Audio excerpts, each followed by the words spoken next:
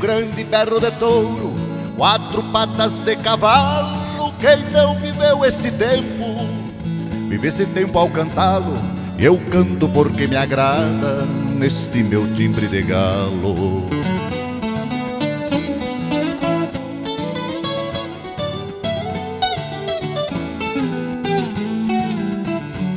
É verdade que alguns dizem que os tempos hoje são outros, que o campo é quase a cidade. Meus xiripás estão rotos, que as esporas silenciaram na carne morta dos potros.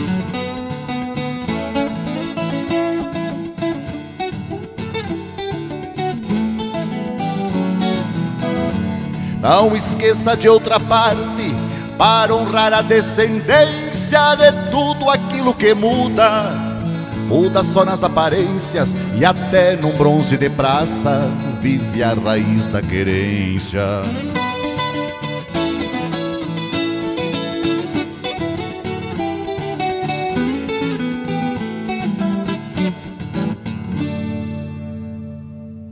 Nasceu em Concórdia, 40 anos em Rio do Sul, filho de Genuíno e Maria, já falecidos. Ele tem 10 irmãos, 7 homens, 3 mulheres. O nosso convidado, o mais novo dos homens. Ele, o oitavo, divorciado, pai de Dalton e Suiane, ex-seminarista, católico, flamenguista, formado em técnico agrícola e primeiro emprego em 1973 na Sadia.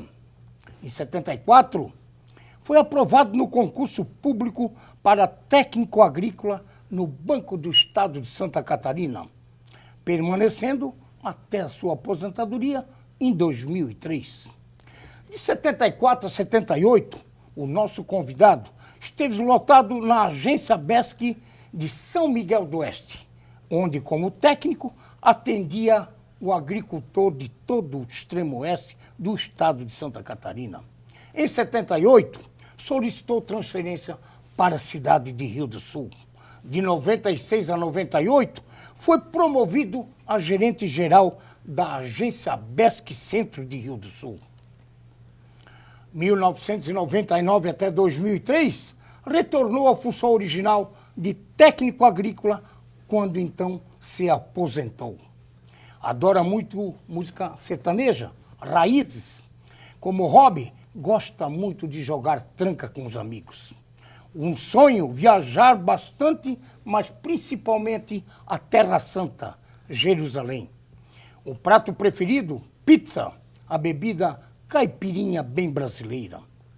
Admira muito o caráter do ser humano, mas detesta muita falsidade. Estamos com ele, Otto Martini, hoje o presidente da Liga Rio-Sulense de Futebol, que lá em dezembro de 2017, com o falecimento do presidente Osmar Correa, ele como vice-presidente assumiu as funções e comanda a nossa liga, que completa este ano, 2018, 50 anos de existência.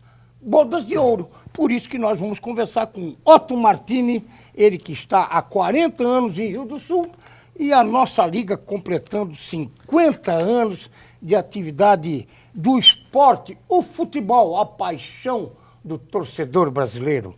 Obrigado por ter vindo, estimado Otto Martini, o Otto da nossa velha guarda de Rio do Sul, o Otto do Milionários, do Ouro Verde, da Tranca dos Amigos, da Mesa 11, da Minister, hoje lá na Rochinol. O Otto que é o homem da tranca de todos os dias, agora como aposentado, né, estimado? Obrigado por ter vindo. Obrigado, Neri, estimado. É uma satisfação estar aqui e inclusive, uma maior satisfação ainda saber de que isso aqui tudo iniciou com meu amigo, na época, Osni Gonçalves.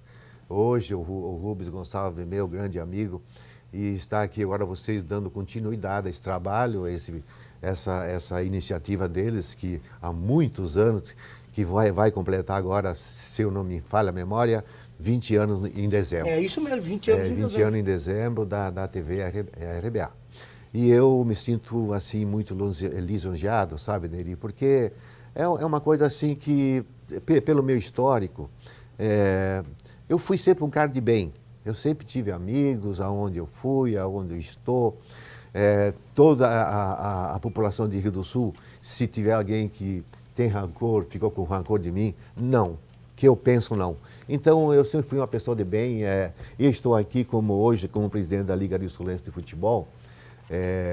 Não, por assim, eu estou, na verdade, né, Neri? Eu estou, porque aquele fato lamentável, trágico da morte do Osmar, então eu assumi, eu era vice, então assumindo. Mas assim, nós temos um campeonato, depois a gente vai falar a respeito disso, né, Neri? Então, é um campeonato lindo de se ver. Mas só voltando um pouquinho, Neri, ali do meu histórico, da minha vida, então,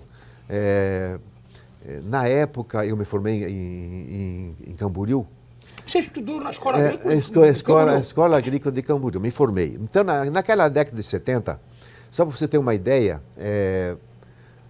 as agroindústrias estavam se instalando, estavam começando a se instalar no estado de Santa Catarina. E a primeira foi a Sadia. Então, quando os técnicos agrícolas se formavam, existia fila de diretores de indústria, assim, contratando técnicos saindo do colégio. Já tinha ali o pessoal esperando para levar para as suas indústrias e a gente tinha emprego. Então, à vontade, tinha emprego assim, podia escolher. E eu fui para Sadia, porque eu achei que era a minha terra e tal, enfim, era de casa, conhecida. A minha família trabalhava com suinocultura, agropecuária, então a gente tinha já um vínculo muito grande. Mas, depois cheguei à conclusão, 6 meses depois, cheguei à conclusão que não era eu não tinha afinidade de ficar ali na Sadia. E surgiu aquele concurso no banco do BESC, eu fiz e passei, graças a Deus. E passei, então eu fiquei quase 35 anos no banco.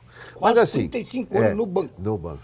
Então, é uma coisa assim que me deixa com muita tristeza, eu me lembro disso, né? Porque o nosso banco, o Banco BESC, era o banco dos catarinenses, mas aí por influências políticas e influências externas, de gastos, quando o governo faltava dinheiro lá lá no governo, eles sacavam o dinheiro do BESC. Então, era uma coisa assim... Foram usando o banco politicamente que acabaram entregando para o Banco do Brasil. Para o Banco do Brasil de graça. De graça, de né? graça. De graça. Eu nunca me esqueço, só para ainda voltar ao tempo do BESC, quando eu fui gerente aqui, eu tinha em 70 agora não me lembro certinho, 96. Em 96 eu tinha 18 mil contas. 18 mil contas na agência Centro? No centro aqui, no BESC. Meu Deus, na Rua Carlos Gomes. Na Rua Carlos Gomes. São 18 mil clientes eu tinha, para você ter uma ideia. Hoje esses bancos particulares aí tem 300, 400 contas, talvez. Eu já pensou 18 mil contas? O que é isso? Eu tinha no banco 18 mil contas correntes. Tanto é que a gente abriu o banco 9 horas, não sei se vocês têm lembrança, mas era assim, entrava gente no banco, clientes nossos, tinha 200, 250, 300 pessoas dentro do banco. É verdade. Então era uma loucura.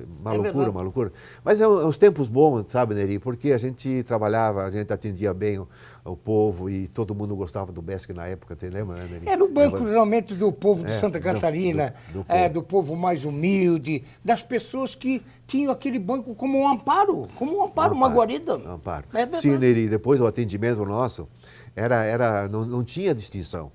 Era para industrial, para comerciante, era tudo igual, nós tratava muito bem, todos eles. Então o pessoal, eu tinha 18 mil contas, eu não sei se era o máximo, podia até, não me lembro, mas era assim, era surpreendente, essa é a grande verdade. Você vê que quando nós combinamos para a gente fazer o programa, o foco do programa seria e vai ser a Liga Rio-Sulense de Futebol, do qual você hoje comanda o nosso futebol amador aqui da região, mas eu tinha na minha cabeça que não tinha como não falar do BESC. Porque eu fui cliente do BESC a vida toda. E depois, claro, eu caminhei para o Banco do Brasil, já tinha uma outra conta lá também, mas o BESC, a gente sente muita saudade do BESC. Eu quando encontro ainda alguns funcionários que estão aí, que estão vinculados ao Banco do Brasil, na agência aqui do centro, que são nossos conhecidos, esses mais jovens estão aí, mas os antigos que lá estão, que são ex-besquianos, vamos dizer assim, eu quando entro lá, meu, que saudades do Besque. Aí é verdade, a gente sente uma saudade, porque era um banco que tratava o povo com muito carinho, muito respeito, e você sabia que você precisava do banco, o banco estava à sua disposição. Era umas vantagens, assim, uma diferenciação dos outros bancos, né? Nós tínhamos. Todos procuravam o BESC, todos. Indústria, comércio, pessoas físicas, jurídicas, enfim. E a gente atendia bem, nós tínhamos lá caixas de atendimento, nós tínhamos 25, 28 caixas para atender. E a nossa turma era rápido. Era a turma que pegava, né? Pegava junto, mas a fila tinha 30, 40, de repente não tinha mais ninguém.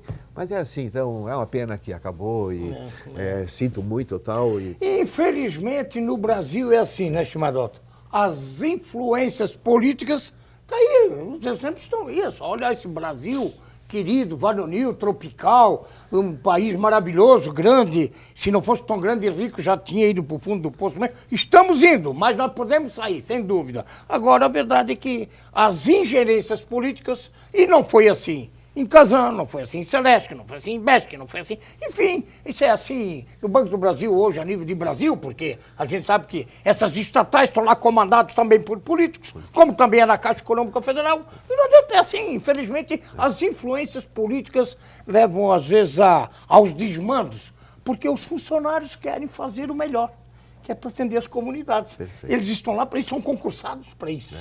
Mas a gente sabe que as ingerências políticas... as tropeçadas e, infelizmente, o povo paga caro com isso, infelizmente. Neri, só para te ajudar, assim, não esquecemos do BNDES. O BNDES, né? que é o pilar do Brasil, chama-se BNDES, que todos os recursos dos impostos, eles vão ou para o Banco do Brasil, parte para a Caixa, mas a sua grande maioria, 80%, cai no BNDES para financiar a indústria e o comércio no Brasil inteiro. Mas eles preferiram, nesses 20 anos, os últimos 20 anos, financiar ditaduras e coisa e tal. E hoje o BNDES ninguém sabe, é uma caixa preta. Ninguém sabe se tem dinheiro lá dentro ou não tem. Se abrir aquela caixa, com certeza... meu Deus do céu. Ô, estimado Otto, vamos voltar um pouquinho lá antes de nós entrarmos na Liga. No segundo bloco nós vamos entrar na Liga. Mas você me trouxe aqui, eu não tinha como jogar mais na máquina para botar na tela, mas sou obrigada, se o Pajé conseguir, Pajé, a foto é muito antiga, porque é de 1979, de janeiro, e na época as fotos, baby, era desse tamanhozinho assim, olha só, olha aqui, ó. Essa aqui é a casa onde o Otto residia com seus pais no interior de Concórdia. Olha aqui, ó. Dá para dar um closezinho aí, estimado? É possível? Ó, a casa que o Otto... Era bem no interior de Concórdia? Concórdia, dava uns 10 quilômetros de Concórdia. Aí na verdade, eu nasci e me criei aí até os 18 anos. Até 18 anos? Até os 18 anos eu trabalhava na roça, então... Você pegou na enxada? Não, eu sempre, né? Ou só no cabo? Não, na enxada também. Mas na enxada também, no cabo, na enxada? Para o cabo e tal, né, essa coisa. Trabalhasse na roça mesmo com o teu pai, com a família? Na verdade, porque eu tenho uma foto da família aqui. Essa é a família que trabalhava na... Essa é a minha família. Aqui, eu sou o neném aqui, tá na cadeira aqui. Você é o mais novo, da turma. Dos homens? Dos homens. O oitavo? O oitavo. E essa história, já que tu falou isso, o oitavo, nós somos em 11, nós tínhamos 3 irmãs e 8 homens. Eu fui o oitavo homem. E 8 em italiano é Otto. Daí veio a origem do meu nome. Me botaram o nome de Otto por ser o oitavo homem da família. Tem tudo a ver, né? Tem tudo a ver, isso pra mim é novidade. Eu sou de origem italiana e não sabia. É verdade. O Baby também é de origem italiana, né? Também, né? Mesmo italianismo.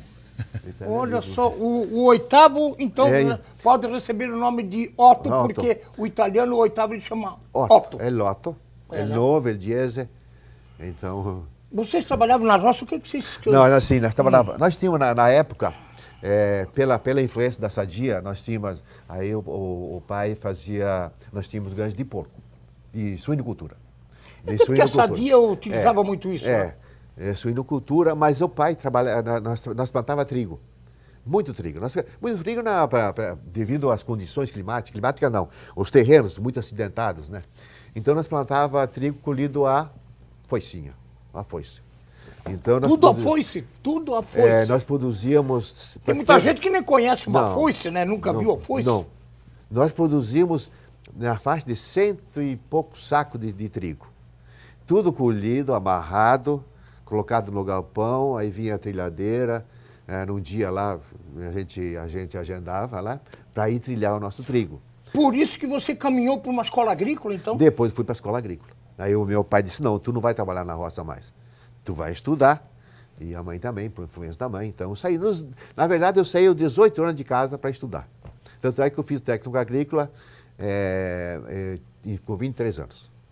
Depois é que fui para a Sadia. Depois e aí você foi para a Sadia e depois fez o concurso para o BESC. Só para encerrar esse papo, no segundo bloco vamos falar da Liga.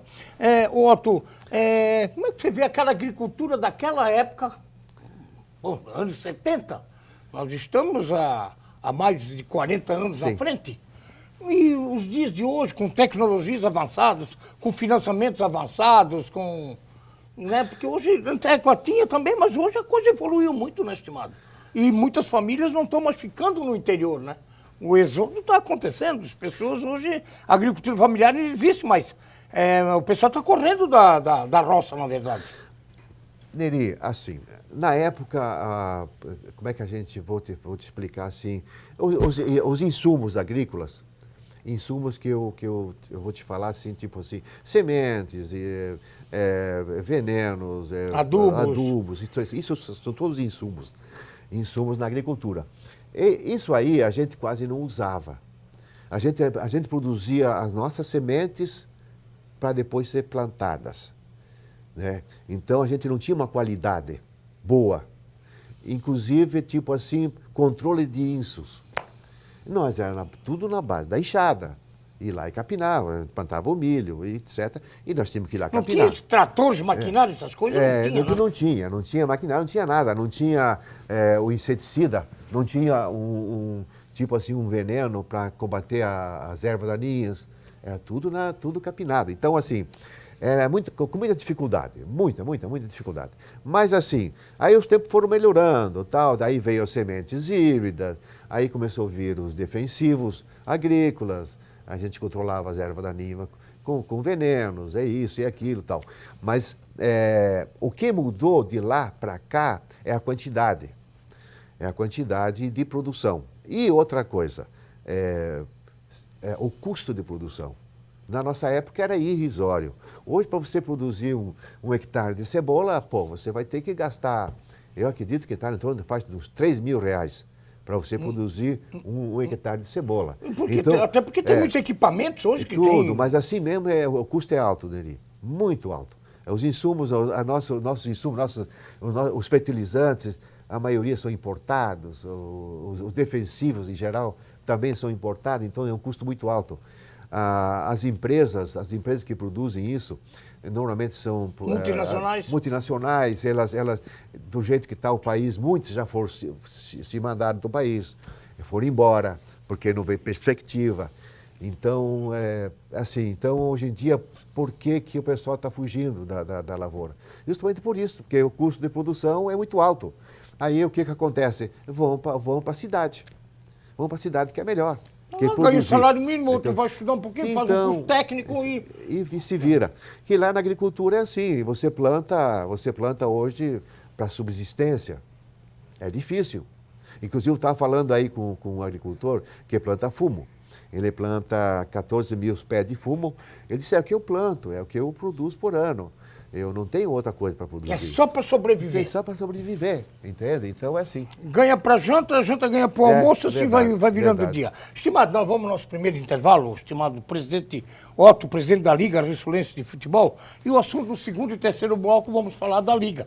O campeonato que está em andamento, algumas fotografias antigas, algumas coisas de futuro que vai acontecer talvez em 2019 para frente, enfim. Vamos falar de esporte que o Otto, nosso estimado Otto Martins, está aqui como presidente da Liga Rissolense de Futebol. Depois de ouvirmos o nosso estimado Baby Felizardo.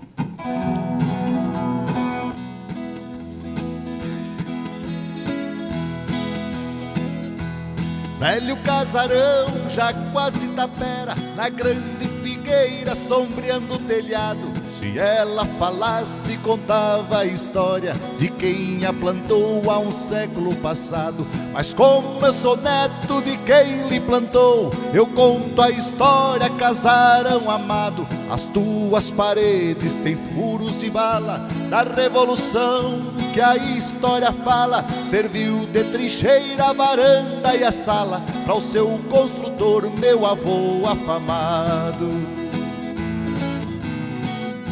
Ali meu avô 12 filhos criou, sou filho de um que empunhou a bandeira. Meu avô morreu e ficou os meus pais mandando na estância pela vida inteira. Meus tios foram embora pra outra querência, ficou o casarão que foi sempre trincheira. Na frente o meu pai seu chimarrão tomava, comigo no colo ele me embalava. Com a minha mãe os dois cantarolavam para mim dormir na sombra da figueira.